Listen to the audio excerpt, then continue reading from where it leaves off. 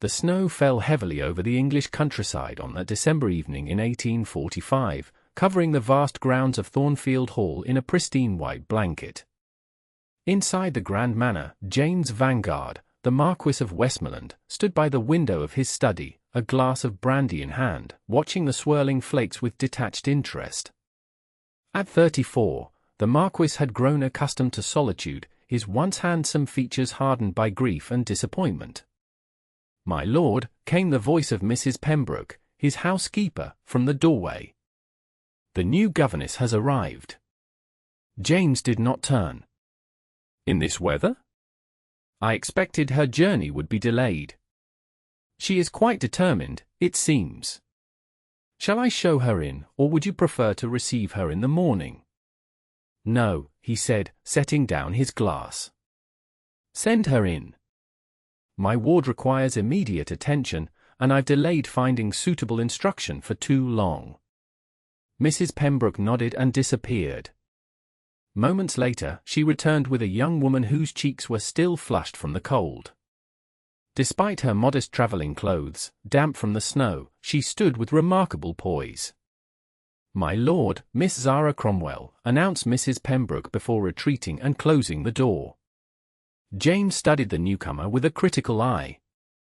She appeared to be in her mid-twenties, with intelligent green eyes and auburn hair neatly arranged beneath her bonnet.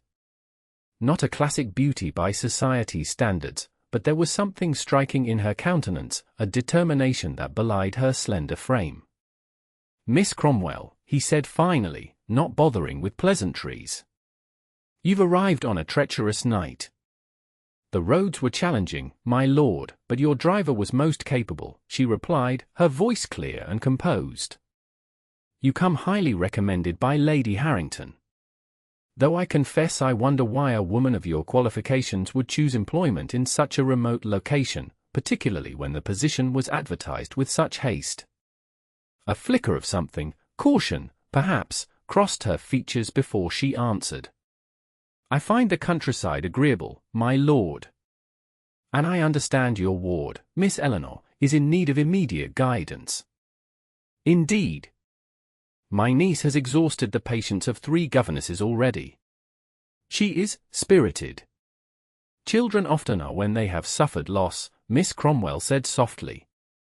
James felt a flash of irritation at her presumption. "You know nothing of my ward's circumstances." "Forgive me, Lord Westmoreland. I merely observed that children who act out often do so from pain they cannot otherwise express." Her boldness should have provoked his temper, but instead, he found himself curious. Most people cowered before his notorious frostiness. "And what qualifies you to make such observations, Miss Cromwell?" "Experience, my lord. Both professional and personal." He noticed she offered no further explanation, and something in her reticence struck him as unusual. Most governesses were eager to prove their worth with detailed accounts of their training and previous posts. "Very well. You will meet Eleanor tomorrow. Mrs. Pembroke will show you to your quarters." He turned back to the window, signaling the end of their conversation. "We breakfast at 8. "Thank you, my lord. Good night." When the door closed behind her, James found himself staring at the space she had occupied, puzzled by the encounter. There was something about Miss Cromwell that seemed out of place, a dignity that exceeded her station, perhaps. Or maybe it was simply that she had looked him directly in the eye without a trace of fear, something few had dared since tragedy had turned him from a sociable young nobleman into the man known throughout London society as the Winter Marquis. Zara Cromwell unpacked her modest belongings in the surprisingly comfortable chamber assigned to her. The room was warm, with a small fire already burning in the grate, a luxury she had not expected in her position. Her fingers trembled slightly as she removed her few personal items, a small portrait miniature of her parents, a worn volume of Shakespeare's sonnets, and a letter bearing the seal of her former employer. The letter she quickly tucked into a secret compartment in her trunk. No one could know the true reason she had sought employment so far from London, especially not the imposing Marquis. His piercing blue eyes seemed capable of discerning secrets, and she had many to hide. A soft knock interrupted her thoughts. "Enter," she called, hastily closing her trunk. Mrs. Pembroke appeared with a tea tray. "I thought you might welcome something warm after your journey, Miss Cromwell." "How thoughtful." "Thank you," Zara said, genuinely touched by the unexpected kindness. As the housekeeper set down the tray, she studied Zara with undisguised curiosity. "If I may say so, you're not what we expected." "Oh? And what did you expect?" "Someone older, perhaps." "More." She seemed to search for the right word. "Conventional." Zara smiled slightly. "I assure you, Mrs. Pembroke, my methods of education are quite sound, if not entirely traditional."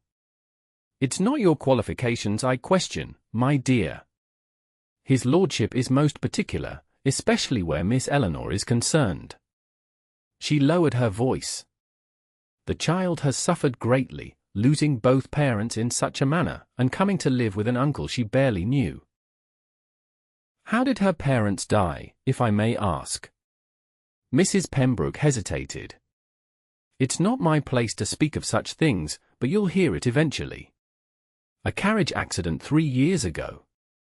Lord Westmoreland's younger brother and his wife, such a tragedy. His lordship was never the same afterward." "And he took in his niece?" "That speaks well of him. He's a good man, Miss Cromwell, beneath that stern exterior. The Marquess was once quite different, charming, full of laughter. Society's favourite, they said." She sighed. "But grief changes people. And there were other circumstances that hardened him." Before Zara could inquire further, Mrs. Pembroke straightened. "I've spoken too freely. Rest well, Miss Cromwell. The child can be challenging." After the housekeeper left, Zara sipped her tea, contemplating her new situation. She had not expected sympathy for the cold, forbidding man she had just met, yet something in Mrs. Pembroke's words stirred her curiosity. What other circumstances had transformed the Marquis from a charming young nobleman into the austere figure who had received her with such indifference? It mattered little, she reminded herself. She was here to teach a child and maintain her anonymity, not to unravel the mysteries of her employer's past. Yet as she prepared for bed, she found herself wondering about the man whose blue eyes had seemed to see too much. The following morning, James found himself uncharacteristically curious about how the new governess would fare with Eleanor. His niece had a talent for driving away her instructors with increasingly inventive mischief, from frogs in desk drawers to honey on chair seats. While he should have disciplined her more firmly, he found it difficult to be severe with the child. She had her mother's eyes, his beloved sister-in-law Catherine, and something in that resemblance always softened his resolve. He was halfway through his breakfast when Miss Cromwell entered the morning room, dressed in a simple grey gown that nonetheless complemented her figure more than a governess's attire typically would. She carried herself with the unconscious grace of a woman accustomed to finer surroundings than her current situation suggested. "Good morning, my lord," she said, offering a small curtsy. "Miss Cromwell. I trust you slept well." "Indeed, thank you. Your home is most comfortable. It can be draughty in winter. If your quarters are inadequate, inform Mrs. Pembroke." She took a seat at the table when he gestured for her to join him. "The room is perfectly suitable." "I appreciate your consideration." A footman served her tea and porridge, and James noted with approval that she possessed the refined table manners of a gentlewoman. Another puzzle piece that didn't quite fit with her station. "Eleanor will join us shortly. I should warn you that she may test me." Zara smiled slightly. "I would expect nothing less from a child who has successfully dispatched 3 governesses." James raised an eyebrow. "Mrs. Pembroke has been informative, I see." "Only enough to prepare me. I prefer to form my own impressions." The door burst open then, and a small whirlwind of burgundy dress and dark curls entered the room. Eleanor, aged 8, had her father's coloring but her mother's delicate features. Currently, those features were arranged in an expression of studied indifference. "Good morning, uncle," she said, then pointedly ignored the stranger at the table. "Eleanor, mind your manners," James admonished gently. "This is Miss Cromwell, your new governess." The child assessed Zara with undisguised skepticism. "How do you do?" she said flatly. "I suppose you'll be leaving by next week like Miss Winters did." "Eleanor." James's voice sharpened. To his surprise, Miss Cromwell appeared unfazed. "Perhaps I shall, Miss Eleanor. Or perhaps we might discover we suit each other quite well. I find it's best not to form opinions too hastily, don't you?" Eleanor's eyes narrowed at this unexpected response. She had clearly anticipated either severity or flustered discomfort, the usual reactions to her impertinence. "I'm excellent at forming opinions," the child declared, taking her seat. "I knew right away that Miss Winters was afraid of spiders. Even tiny ones." "A common aversion," Miss Cromwell replied calmly. "Though I've always found spiders rather fascinating creatures. They create such beautiful, intricate webs." Eleanor studied her new governess with increased interest. "Do you like frogs as well?" "I admire their remarkable ability to adapt to different environments. Though I prefer not to find them among my personal belongings," Miss Cromwell added with a knowing look that made Eleanor blush slightly. James watched this exchange with growing amazement. The governess had skillfully redirected his niece's challenge without direct confrontation or visible distress. Most impressive was Eleanor's response. She seemed intrigued rather than disappointed that her usual tactics might prove ineffective. "After breakfast, Miss Eleanor, perhaps you might show me the schoolroom and tell me what subjects you most enjoy," Miss Cromwell suggested. "I don't enjoy any subjects," Eleanor stated flatly. "Except perhaps drawing." "An excellent start. I'm quite fond of art myself." James found himself watching Miss Cromwell with unaccustomed attention throughout the meal. There was something refreshing about her directness, her quiet confidence. Most governesses were either timid creatures who couldn't control Eleanor or stern disciplinarians who failed to understand her spirit. This woman seemed different, perceptive, patient, yet firm in her own quiet way. When Eleanor finished her breakfast and was excused to prepare for her lessons, James addressed Miss Cromwell. "You handled that remarkably well." "She's testing her boundaries, my lord. It's quite natural. Nevertheless, you're the first governess who hasn't been reduced to tears or indignation within the first meeting." A slight smile curved her lips. "The day is young, Lord Westmoreland." For the first time in longer than he could remember, James felt the unexpected urge to smile in return. He suppressed it, but something in his expression must have softened, for he noticed a flicker of surprise in her eyes. "I shall leave you to your duties, Miss Cromwell. We dine at 6, though you're welcome to take your meals in your room if you prefer." "Thank you, my lord." She rose, curtsying before departing. James remained at the table, inexplicably reluctant to return to his account books and correspondence.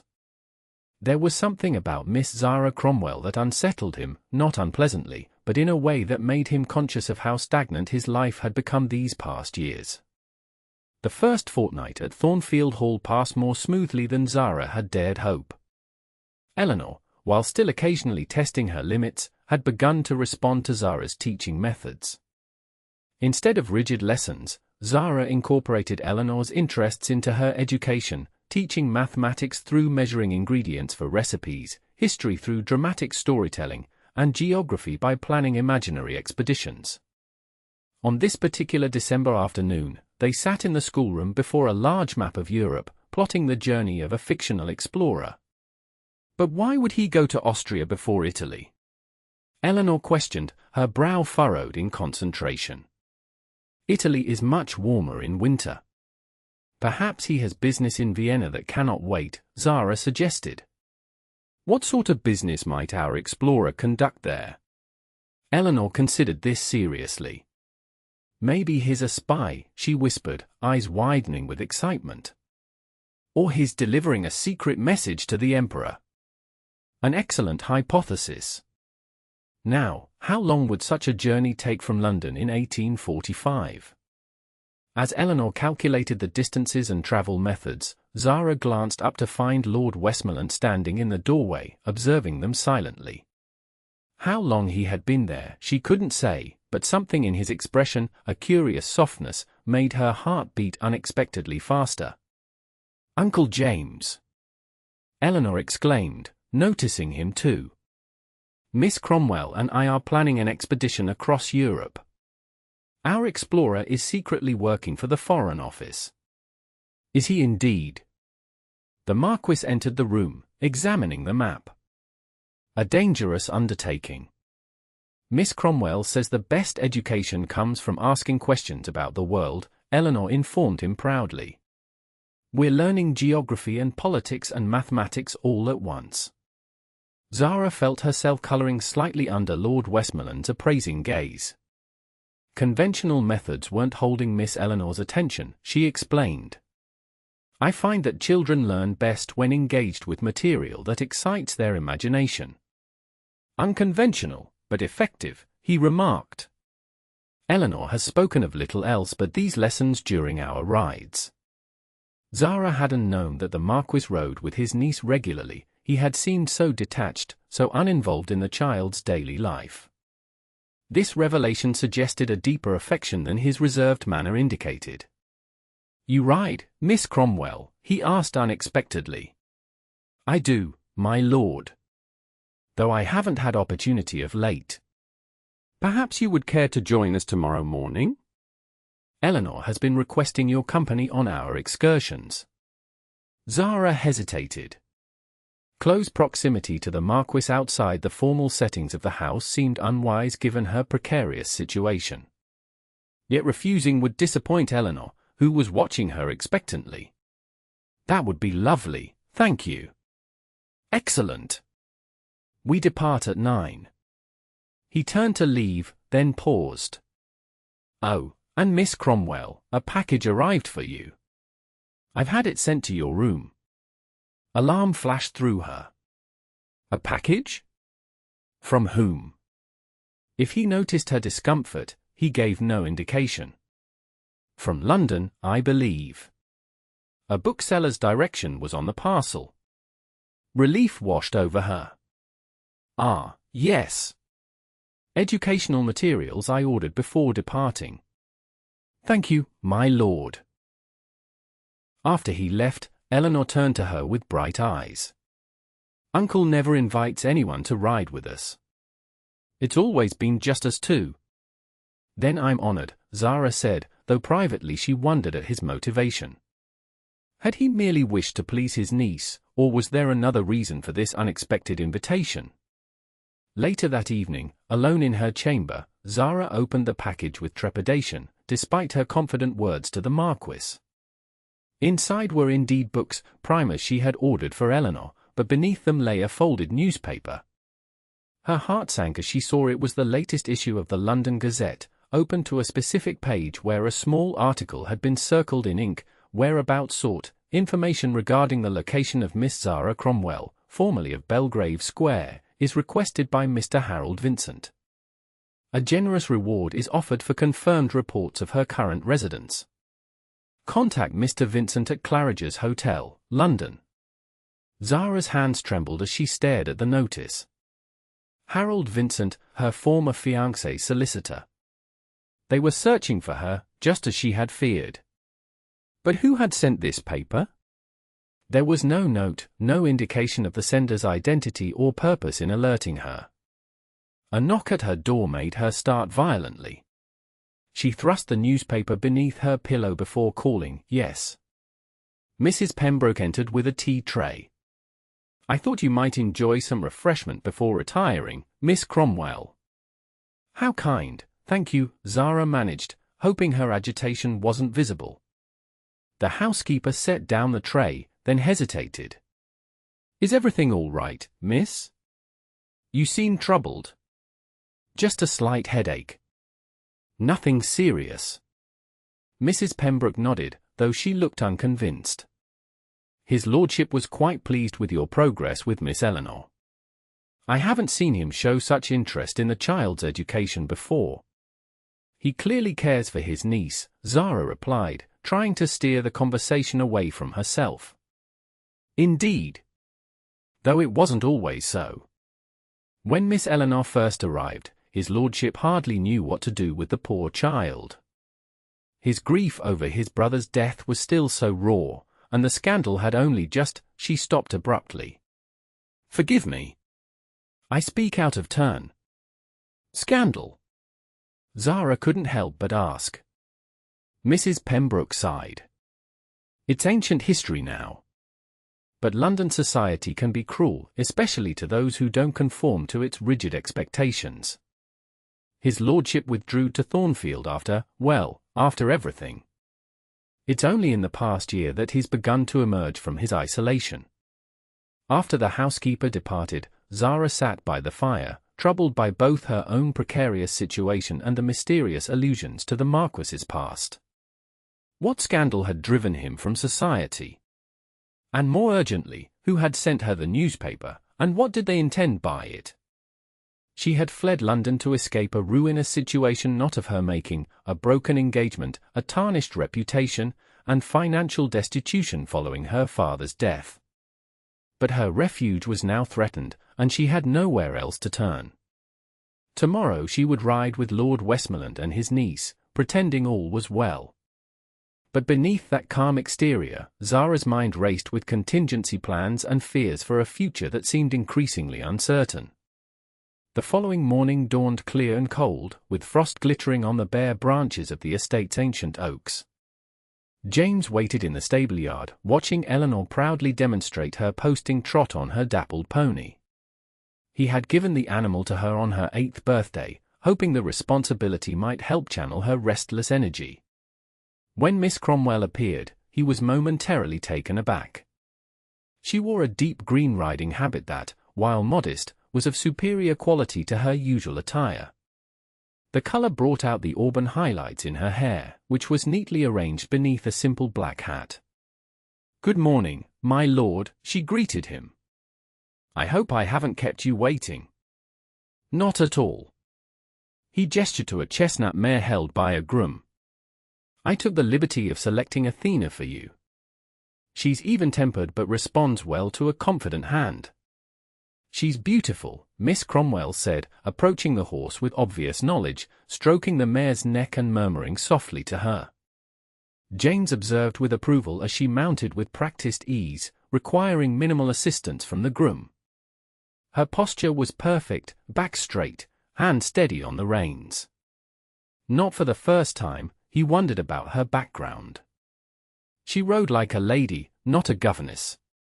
They set out across the frost-covered parkland, Eleanor chattering excitedly between them about the Christmas festivities that would soon be underway.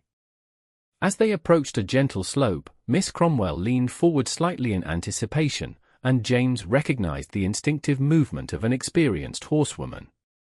"You ride exceptionally well, Miss Cromwell," he remarked as they crested the hill. "Where did you learn?" A shadow passed over her face so quickly he almost missed it. "My father believed in a comprehensive education. Riding was part of that." "Your father sounds like a progressive man." "He was," she said softly. "He believed women deserved the same intellectual opportunities as men, though society rarely agrees." "And your mother? Did she share these views?" "She died when I was young. But from what my father told me, she was quite accomplished, fluent in 3 languages and an excellent musician." James noted the wistfulness in her tone. "You were fortunate in your parents, then." "I was." "And you, my lord? Were your parents conventional in their views of education?" The personal question surprised him, but he found himself answering. "My father was the epitome of aristocratic tradition. Education for practical matters of estate management, politics, and social connections, nothing more. My mother, however, secretly encouraged my interest in literature and natural philosophy. A rebellious streak, Miss Cromwell observed with a small smile. Perhaps that explains Miss Eleanor's spirited nature. It runs in the family. My brother was the true rebel, James said before he could stop himself. Richard never did conform to our father's expectations. Eleanor, who had ridden slightly ahead, now turned her pony. Papa was brave, she declared. Uncle James says he followed his heart, not society's rules. James saw Miss Cromwell's curious glance but was saved from elaboration when Eleanor spotted a fox at the edge of the woodland and excitedly pointed it out. They paused to watch the creature slip into the undergrowth, its russet coat a bright splash against the winter landscape. As they continued their ride, James found himself strangely comfortable in Miss Cromwell's company. She possessed a natural dignity that made conversation easy, without the awkward deference or flirtation he often encountered with women of various stations. They discussed books, music, and Eleanor's education with an intellectual equality he had rarely experienced. When they returned to the house, rosy-cheeked from the cold air, James found himself reluctant to end the outing. As he helped Miss Cromwell dismount, her gloved hand rested briefly on his shoulder, and he was struck by a sudden awareness of her as a woman, not merely his niece's governess. Their eyes met, and for a moment, something unspoken passed between them, a recognition, perhaps, of unexpected connection. "Thank you for joining us, Miss Cromwell," he said, stepping back perhaps too quickly. "Eleanor clearly enjoyed your company." "The pleasure was mine, my lord." "Your estate is magnificent, even in winter." "You should see it in spring," Eleanor piped up. "The gardens are full of flowers, and Uncle lets me help choose which ones to cut for the house." "Perhaps I shall," Miss Cromwell replied, though something in her expression suggested uncertainty about that future possibility. As they walked back to the house, James observed her subtle changes in demeanor, the way her shoulders tensed slightly when a carriage was heard approaching on the distant drive, the careful glance she cast toward it. For a woman who carried herself with such composure, these small gestures of wariness were telling. The Marquess of Westmoreland had not earned his reputation as a shrewd observer of character without cause. Miss Zara Cromwell, he was increasingly certain, was harboring secrets, and despite his better judgment, he found himself intrigued rather than concerned by the possibility. As Christmas approached, Thornfield Hall underwent a transformation. Evergreen boughs adorned mantels and staircases, spiced candles perfumed the air, and servants bustled about preparing for the modest celebrations Lord Westmoreland had planned. Though he had not hosted a Christmas party in years, he had agreed to a small gathering for Eleanor's sake, just a few neighboring families with children her age. Zara found herself caught up in the preparations, helping Eleanor make decorations and rehearsing Christmas carols. The child had blossomed under her tutelage, revealing a quick intelligence and artistic talent that had previously been obscured by her rebellious behavior. "Miss Cromwell, will you be here for Christmas?" Eleanor asked one afternoon as they strung cranberries for the small tree in the schoolroom. "Of course. Where else would I be?" Miss Winters went home to her family for Christmas. "And Miss Pritchard before her?" Zara hesitated, threading another cranberry before answering. "I have no family to visit, so I shall celebrate here with you." Eleanor looked up, her dark eyes serious. "I have no mamma or papa either. Just Uncle James. We could be like family for Christmas, you and me and Uncle." The innocent suggestion touched Zara deeply, but also heightened her awareness of how attached she had become to both Eleanor and, more troublingly, to Lord Westmoreland himself. In the 3 weeks since their ride together, she had found herself increasingly in his company, discussing Eleanor's progress, certainly, but also sharing conversations about books, music, and even politics when Eleanor was abed. Each such encounter left her both exhilarated and uneasy. The Marquess was unfailingly polite, even warm at times, but she couldn't allow herself to misinterpret his attention. She was his employee, nothing more, and her true identity and circumstances would make any deeper connection impossible.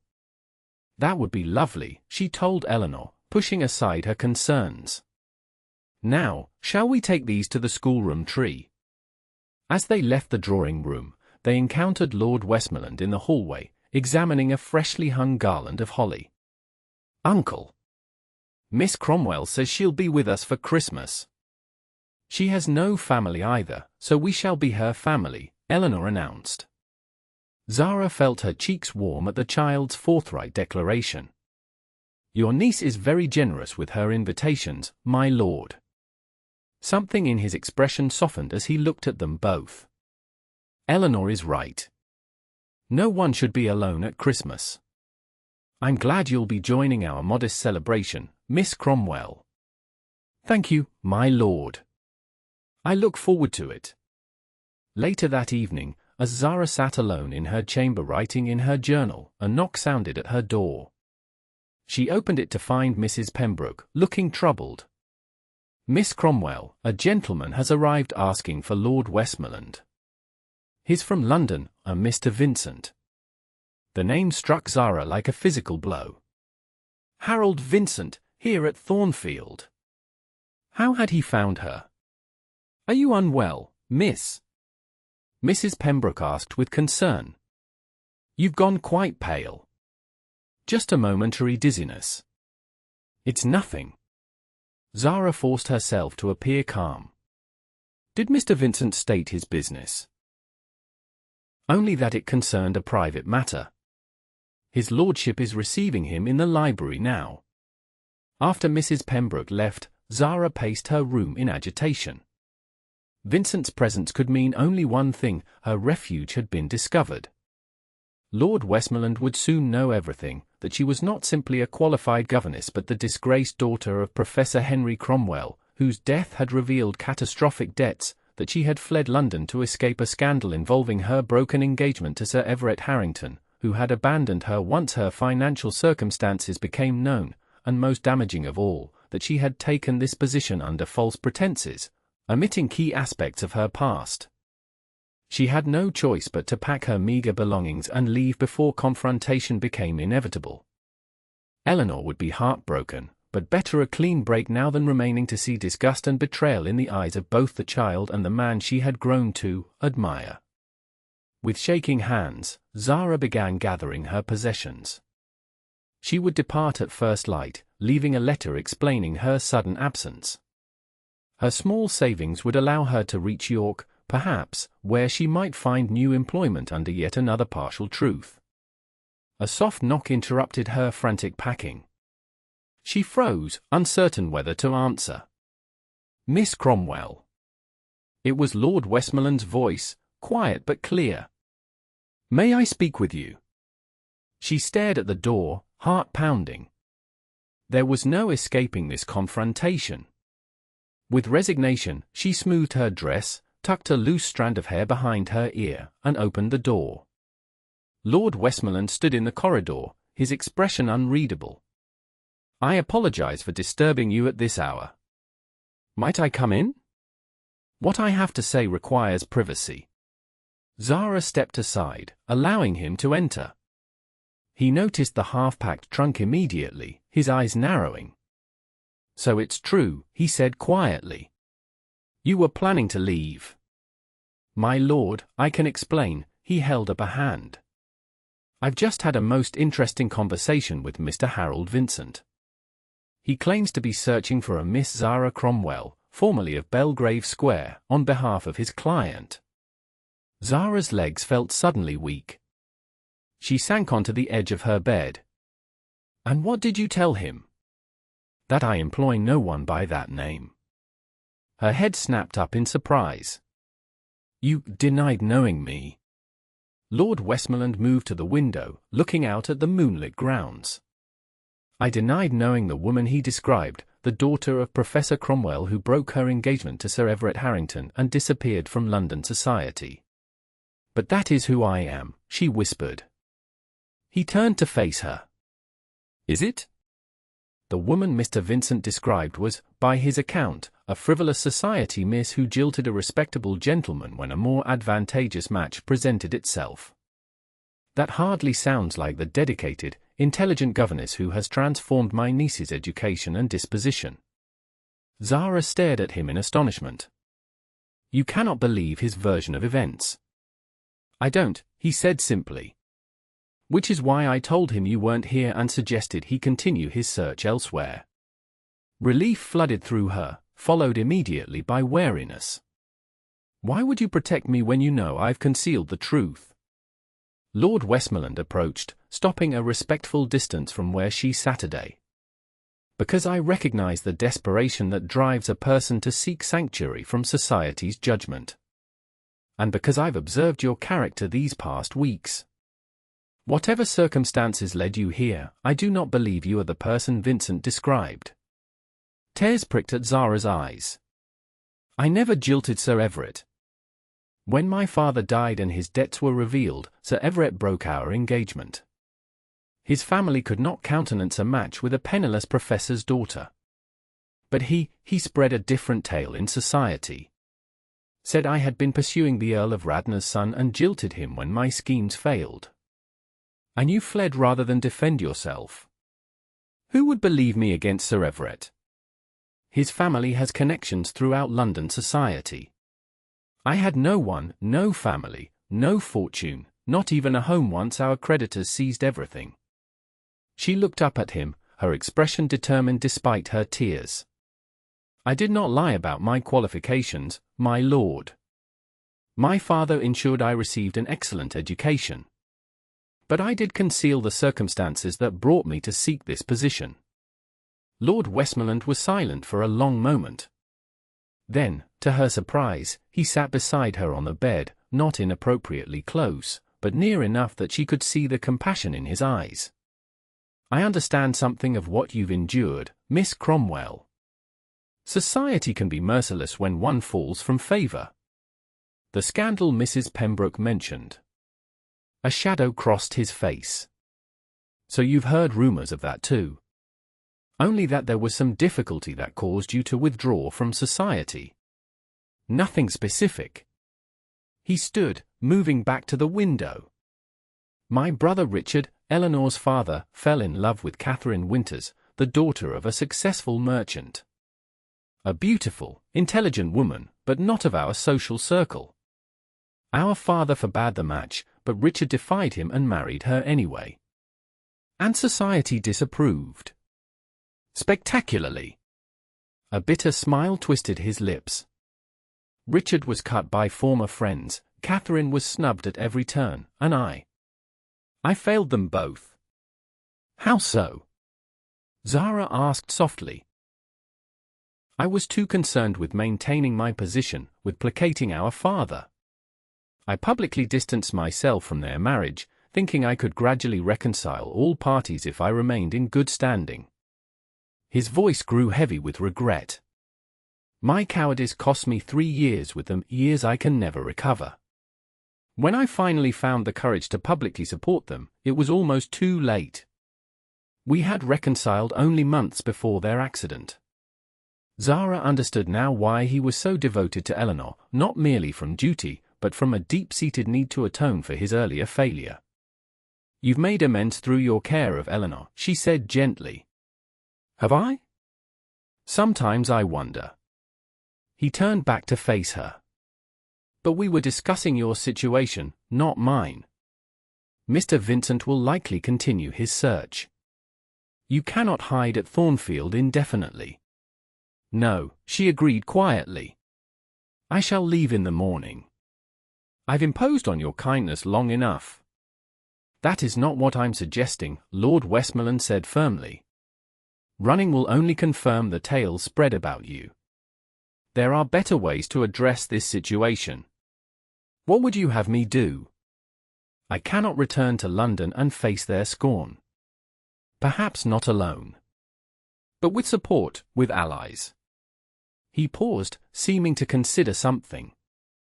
I have some influence still, despite my rural exile. And I have certain information about Sir Everett Harrington that might persuade him to reconsider his version of events. Zara looked at him in confusion. What information? Let's just say Sir Everett has secrets of his own he would prefer to keep hidden. My brother was acquainted with some of his less savory activities. Hope flared briefly in Zara's heart, then faded. Even if Sir Everett were silenced, my reputation is already ruined. And I have no means to support myself in London. Lord Westmoreland was silent for a long moment, his expression thoughtful. Finally, he said, for now, I ask only that you remain at Thornfield. Eleanor needs you. And I? I have grown accustomed to our conversations. There was something in his voice, a warmth that made Zara's pulse quicken despite her resolve to maintain professional distance. I cannot continue to deceive you or anyone else at Thornfield, she said. If I stay, the truth must be known. Then we shall tell Eleanor together that you are not merely her governess but a gentlewoman who has faced adversity with courage.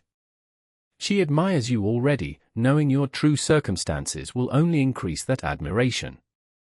His kindness overwhelmed her. Why would you do this for me? Lord Westmoreland, James, she thought suddenly, though she would never presume to address him so, looked at her with an intensity that made her breath catch. Because in you, Miss Cromwell, I recognize a kindred spirit. Someone who understands that society's judgment is often arbitrary and cruel. And because? He hesitated. Because Thornfield has been a lonely place for too long. With that, he bowed and moved toward the door. We will speak more in the morning. For now, I suggest you unpack your trunk and rest. No one will disturb you here, you have my word. After he left, Zara sat motionless, trying to comprehend what had just occurred. Lord Westmoreland knew her secret, yet instead of dismissing her, he had offered protection, understanding, and something more, something unspoken but unmistakable in his gaze. For the first time since her father's death, Zara Cromwell felt the stirrings of hope. Not merely for temporary sanctuary, but for something she had believed forever lost to her, the possibility of a future in which she need not hide or fear. Christmas Eve arrived with a light snowfall that transformed Thornfield's grounds into a scene from a fairy tale. Inside, the house glowed with candlelight and warmth as the small party Lord Westmoreland had invited gathered in the drawing-room. Just 3 neighbouring families had come, the elderly Reverend Sinclair and his wife, Sir William and Lady Northrop with their twin boys, and Dr. Parker, the local physician, with his wife and daughter. Zara, wearing her best gown, a modest but becoming blue silk she had altered from one of her London dresses, stood near the piano, guiding Eleanor and the other children through a selection of carols. Though technically present as Eleanor's governess, Lord Westmoreland had insisted she be treated as a guest, introducing her simply as Miss Cromwell without reference to her position. The week since their late-night conversation had brought significant changes. True to his word, Lord Westmoreland had explained to Eleanor a simplified version of Zara's circumstances, omitting the scandal but emphasizing that she was a gentlewoman who had faced difficulties with courage. Eleanor, to Zara's amazement, had responded with fierce loyalty, declaring that horrid London people were not to be trusted anyway. More surprisingly, Lord Westmoreland had begun to include Zara in the daily rituals of family life, inviting her to dine with them each evening, seeking her opinion on estate matters, and continuing their intellectual discussions long after Eleanor had been tucked into bed. These conversations had gradually revealed a man far different from the cold, distant Marquess who had first greeted her, a man of deep feeling, sharp intellect, and unexpected humour. Miss Cromwell plays beautifully, Lady Northrop remarked as Zara accompanied the children on God Rest Ye Merry Gentlemen. Where did you study, my dear? In London, with Signor Bertolini, Zara replied, naming a well-known Italian music master who had indeed been her teacher. Lady Northrop's eyebrows rose slightly. Indeed? My own daughters studied with him. I don't recall seeing you in musical circles. Before Zara could respond, Lord Westmoreland intervened smoothly. Miss Cromwell was acquainted with my late sister-in-law. They shared a passion for music. It wasn't entirely a fabrication. Catherine Vanguard had been a patron of Signor Bertolini, though Zara had never met her personally. "How lovely," Lady Northrop murmured, though her expression suggested curiosity rather than satisfaction. As the evening progressed, Zara became increasingly aware of such moments, the subtle inquiries about her background, the speculative glances when Lord Westmoreland stood too near or spoke too warmly to her. Even in this small country gathering, propriety and social standing remained paramount concerns. After the children performed their carols and games were played, Dr. Parker approached Zara as she helped Eleanor arrange gifts beneath the drawing-room's small Christmas tree. "Miss Cromwell, I wonder if I might have a word." "Of course, Doctor," she replied, smoothing her skirts as she rose. He led her slightly apart from the others, his kind face serious. "I hope you'll forgive my directness, but I feel I should mention, there have been inquiries in the village about a young woman matching your description." Zara's heart clenched. "Recently?" "Just yesterday. A gentleman from London, staying at the King's Arms. He showed particular interest when I mentioned I would be attending Lord Westmoreland's Christmas gathering." "I see. Thank you for telling me." Dr. Parker studied her with compassionate eyes. "My wife and I have great respect for Lord Westmoreland. Whatever your circumstances, miss, if he has extended his protection, that is good enough for us." His unexpected support touched her deeply. "You're very kind." "Not at all. We country folk aren't as judgmental as Londoners might believe. Now, I believe Miss Eleanor is trying to catch your attention." Indeed, Eleanor was waving excitedly from across the room, where servants were bringing in trays of hot wassail and Christmas treats. Zara joined the gathering, trying to maintain her composure despite the doctor's unsettling news. If Vincent was in the village, her peaceful interlude at Thornfield might soon end. Later, as the guests prepared to depart through the gently falling snow, Lord Westmoreland drew Zara aside in the relative privacy of the library. "You seem troubled. Has something occurred?" She told him of Dr. Parker's warning, watching anxiety shadow his features. "I feared as much. Vincent is persistent." He paced briefly before the fireplace. "We must accelerate our plans. I've written to my solicitor in London regarding Sir Everett, but these matters take time." "Perhaps I should leave after all," Zara suggested reluctantly. "Go further north, perhaps to Scotland." "And spend your life in hiding?" "No." His voice was firm. "There is another solution, though I had hoped for more suitable circumstances to suggest it." Something in his tone made Zara's heart race. "What solution?" Lord Westmoreland, James, stopped his pacing and turned to face her directly.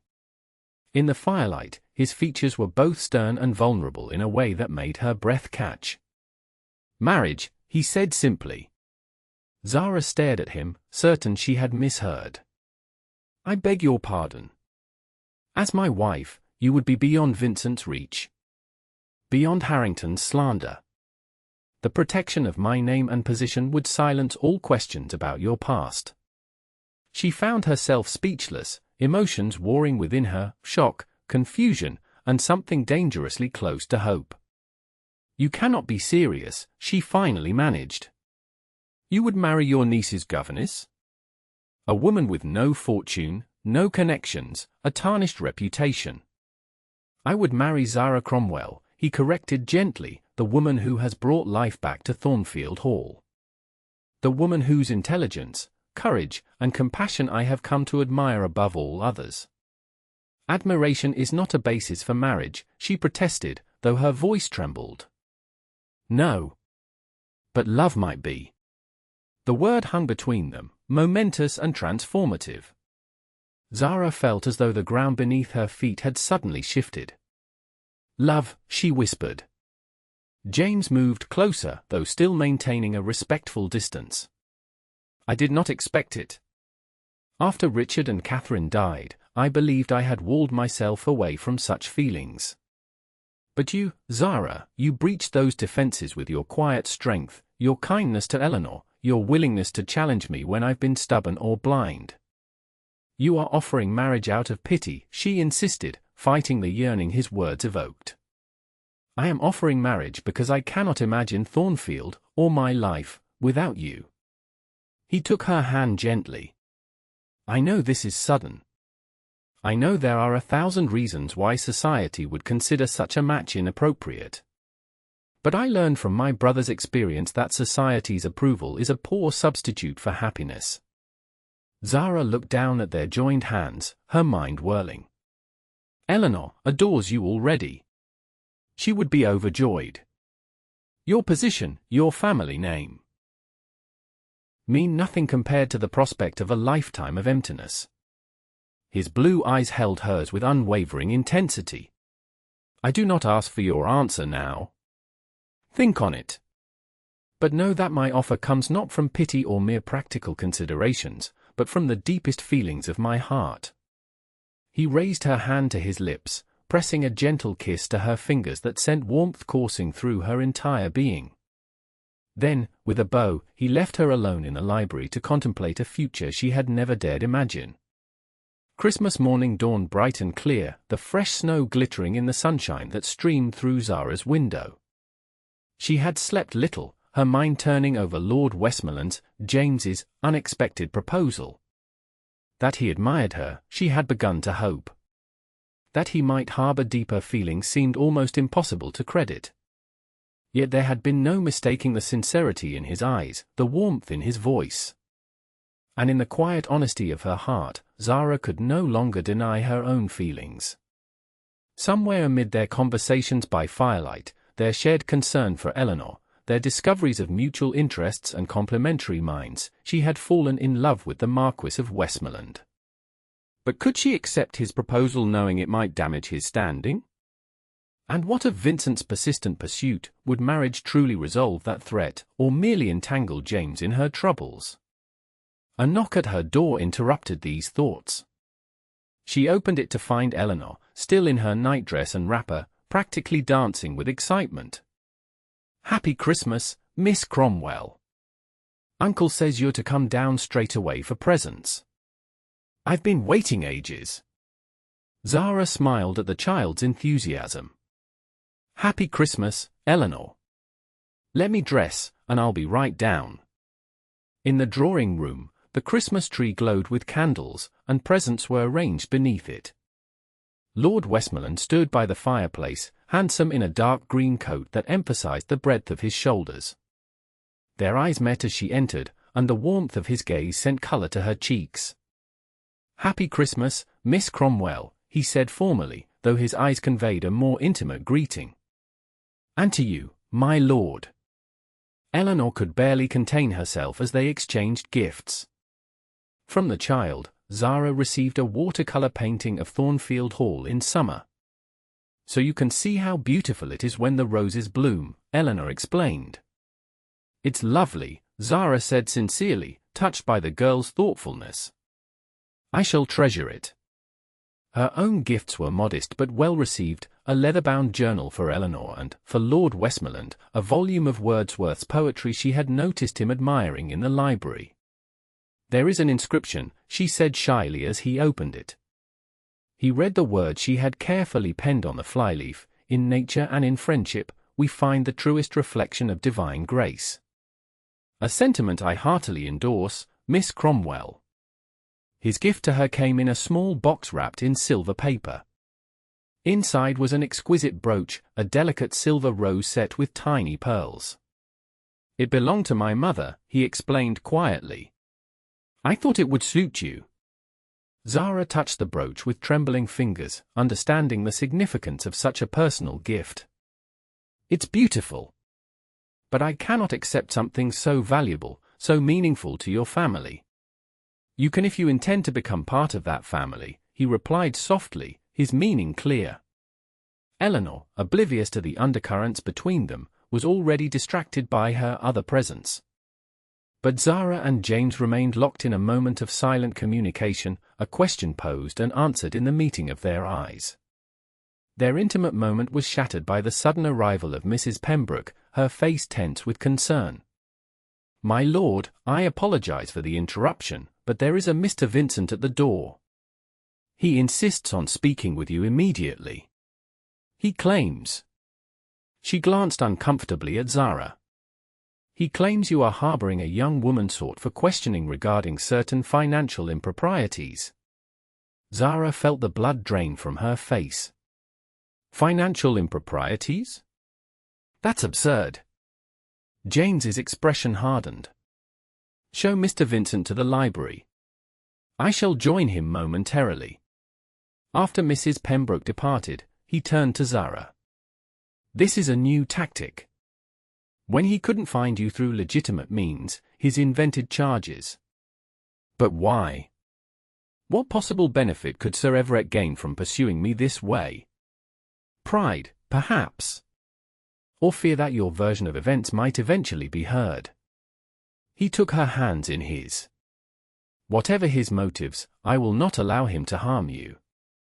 Do you trust me, Zara?" The use of her Christian name, so intimate and deliberate, made her heart skip. "Yes," she answered without hesitation. "Then allow me to address this matter. Stay with Eleanor." As he left, Eleanor looked up from her presence, suddenly alert to the tension. "Is something wrong? Who is Mr. Vincent?" Zara forced a smile. "Just a visitor with business for your uncle. Nothing for you to worry about." But as minutes stretched into a quarter hour, and then half an hour, Zara found it increasingly difficult to maintain her calm facade. What was transpiring in the library? Was James confronting Vincent with whatever information he possessed about Sir Everett? Or was Vincent's fabricated accusation more serious than they had initially believed? Finally, unable to bear the suspense any longer, Zara asked Mrs. Pembroke to sit with Eleanor and made her way to the library. As she approached, she heard raised voices, James's controlled but firm, and another, more strident tone she presumed belonged to Vincent. "Your interference is ill-advised, Lord Westmoreland," the unfamiliar voice was saying. "Sir Everett is not a man who forgives those who cross him. And the lady's reputation is already beyond salvage. I think you'll find, Mr. Vincent, that a marquess's influence outweighs that of a baronet, particularly one whose financial dealings will not withstand scrutiny." James's voice was cold with authority. "Now, you will leave Thornfield immediately and inform your employer that Miss Cromwell is under my protection. Should he persist in this harassment, the documents I mentioned will find their way to the appropriate authorities." Zara hesitated outside the door, torn between retreat and intervention. Before she could decide, the door swung open, revealing a thin, sallow-faced man who startled at the sight of her. "Miss Cromwell," he exclaimed, his eyes narrowing. "How convenient! Perhaps you would care to explain to Lord Westmoreland the true nature of your departure from London. The debts you left unpaid? The promises broken?" "The only broken promises, Mr. Vincent, were those made by Sir Everett when he abandoned our engagement upon learning of my father's financial misfortunes," Zara replied with dignity. "As for debts, every creditor was paid what my father's estate could provide. If that was insufficient, the fault lies not with me but with circumstances beyond my control." James appeared in the doorway behind Vincent, his expression darkening at the confrontation. "Miss Cromwell, you need not defend yourself to this man. Mr. Vincent was just leaving." "This isn't finished," Vincent warned, his gaze shifting between them. "Sir Everett will not be intimidated by vague threats." "They are not vague, I assure you," James replied coldly. "Peterson will show you out." After Vincent had been escorted from the house, James turned to Zara, concern evident in his features. "You should not have had to face him." "Nor should you on my behalf," she countered. "What documents did you mention? What do you know of Sir Everett's dealings?" James guided her into the library, closing the door for privacy. "My brother discovered certain irregularities in Sir Everett's business ventures. investments made with funds that didn't belong to him, profits diverted from partners. Nothing that could be easily proven in court, but enough to ruin him socially if widely known. And you would use this information to protect me? Without hesitation. His gaze was steady. Though I believe our conversation with Mr. Vincent will suffice. Sir Everett values his reputation too highly to risk exposure. Zara moved to the window, watching as Vincent's carriage disappeared down the drive. Even if he retreats, the damage is done. People will always whisper, always wonder. Let them wonder. James came to stand beside her. Zara, I meant what I said last night. My offer of marriage stands, not from obligation or pity, but because you have become essential to my happiness. She turned to face him, searching his eyes for any hint of reservation. Are you certain? A scandal-touched governess with no fortune or family connections. I see only the woman I love, he said simply. Intelligent, principled, courageous. The woman who brought Eleanor out of her shell and me out of my isolation. If you can find it in your heart to accept a man who once lacked the courage to stand by his own brother, who retreated from the world rather than fight its injustices, then I would be honored to call you my wife. Zara's heart swelled with emotion. You judge yourself too harshly. You've shown nothing but courage and integrity since I arrived at Thornfield. Because you inspired me to be better. He took her hands in his. What say you, Zara Cromwell? Will you marry a reformed recluse who promises to cherish you all his days? Her answer came without hesitation, rising from the certainty in her heart. Yes, James. I will marry you. Joy transformed his features, erasing years of solitude and regret. He drew her gently into his arms, and when his lips met hers, Zara felt as though her life, with all its unexpected turns, its sorrows and disappointments, had been leading inevitably to this moment of perfect belonging. Their embrace was interrupted by a small voice from the doorway. Does this mean Miss Cromwell will be my aunt? They turned to find Eleanor watching them with bright-eyed interest. James laughed, a free, unrestrained sound Zara had never heard from him before. Indeed it does, if you approve, he told his niece. Eleanor considered this seriously for a moment, then broke into a wide smile. I approve very much. This is the best Christmas present ever. As Eleanor rushed forward to embrace them both, Zara felt the last of her fears dissolve. Here, with James and Eleanor, she had found not merely sanctuary but home, a place where her past did not define her, where love transformed burden into blessing. Outside, the Christmas sun shone on snow-covered grounds, and Thornfield Hall, once a place of grief and isolation, glowed with the promise of new beginnings. For the lonely Marquess and the Governess who had arrived at Christmas, the season of redemption had truly begun.